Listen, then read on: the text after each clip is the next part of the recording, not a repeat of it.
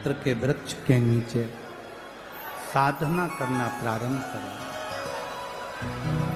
जैसे ही माँ लक्ष्मी ने बेलपत्र के वृक्ष के नीचे साधना करना प्रारंभ करा तो देवाधिदेव महादेव कुछ ही समय में प्रदोष काल के समय पर लक्ष्मी जी के सामने शंकर भगवान प्रकट हुए। शिव जी ने पूछा, लक्ष्मी तुम्हें क्या चाहिए?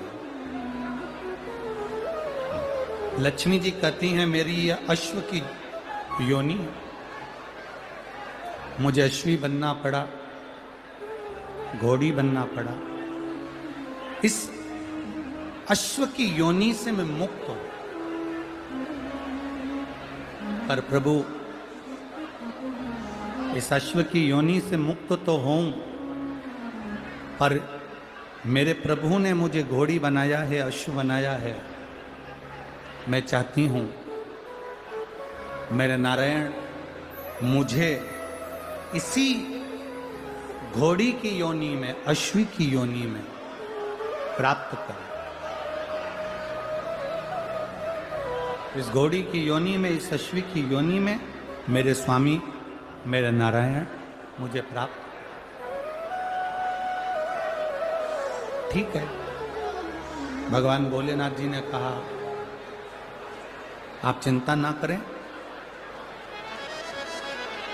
जिस प्रदोष काल में आप बेलपत्री के वृक्ष के नीचे आती हो,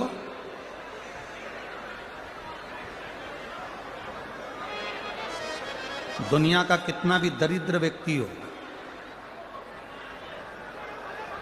चाहे दुनिया का कोई व्यक्ति ऐसा हो जिसका कभी व्यापार चलता ही नहीं हो, उसने 50 बार बदल के देख लिए, फैक्ट्री चली नहीं रही, जिस काम को करने के लिए जाते हैं वो काम टल जाता है, आज की जगह कल, कल की जगह परसों, परसों की जगह नरसों, काम होता ही नहीं। बेटा बेटी का संबंध करने जा रहे हैं पर हो ही नहीं रहा।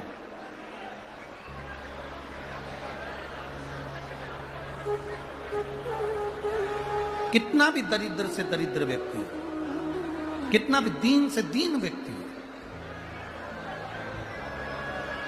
एक नियम वो अगर अपनी जिंदगी में बना ले, प्रदोष काल में, प्रदोष के समय पर बेलपत्री के वृक्ष के नीचे एक बार जाकर नमन करना और प्रदोष काल में शंकर भगवान के मंदिर में दिया लगाना। ये दो चीजें अगर वो 3 महीना भी लगातार कर ले तो उसके जीवन में कभी कोई समस्या आ ही नहीं सकती, कोई दुख आ ही नहीं सकता। एक नियम बना, जैसे जिस नारी को, जिस पुरुष को, जिस बच्चे को, जिस बड़े को चर्म रोग हो जाता है, चमड़ी सफेद पड़ने लगती है,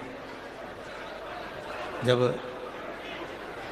चमड़ी सफेद पड़ने लगती है, चर्म रोग जैसा जब हो जाता है या चर्म रोग उसको घेरने लगता है, चमड़ी जब सफेद पड़ने लगे या चमड़ी काली पड़ने लगे, या चर्म रोग सोराइसिस जैसी बीमारी तक के लिए है।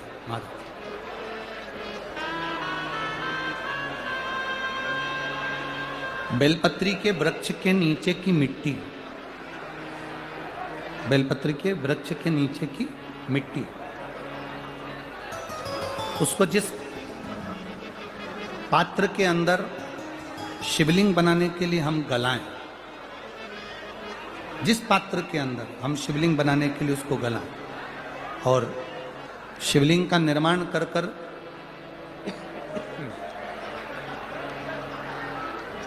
हम बेलपत्री के वृक्ष के नीचे उसका पूजन करें, उसका विसर्जन करें। और बेलपत्री के नीचे की जो मिट्टी है, जिस पात्र में गलाई जाती है, उस पात्र के पानी का स्नान, उस मिट्टी का थोड़ा सा भाग अपने शरीर पर लगाकर, जहाँ सफ़ेद चमड़ी हो रही हो या श्वेत चमड़ी हो रही हो, वहाँ लगाकर और उसका स्नान करना यदि हम प्रारंभ करें। परंतु प्रदोष जैसे अपन शंकर भगवान के मंदिर जाते हैं, दर्शन करते हैं, पूजन करते हैं, उसी तरह बेलपत्री के वृक्ष के नीचे की मिट्टी को गलाकर हम शिवलिंग का निर्माण करते हैं। स्नान करना या शरीर पे लगाने के साथ में सबसे ज्यादा जरूरी है शंकर भगवान के उस शिवलिंग की पूजन करना, पार्थिव लिंग की पूजन करना। लगभग 2 शिवरात्रि निकलेगी महीने की, और बाबा जहां जहां से चमड़ी सफेद हो रही होगी वहां वहां से धीरे धीरे बाबा अपने असली रंग को देना प्रारंभ कर देता है। इतना बेलपत्री के वृक्ष की पार्थिव लिंग निर्माण और पूजन की उस मिट्टी का इतना वर्णन हमारे शास्त्र करते हैं, इतना वर्णन।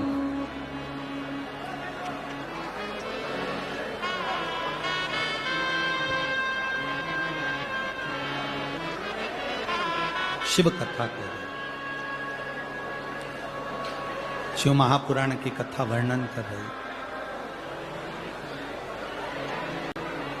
स्वयं भगवान देवादिदेव महादेव ने नारायण से जाकर प्रार्थना करी। स्वयं भगवान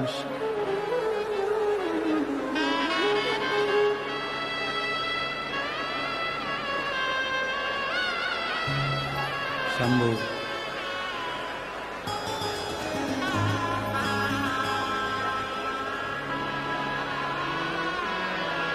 स्वयं भगवान शंकर ने नारायण से जाकर प्रार्थना करी कि माता लक्ष्मी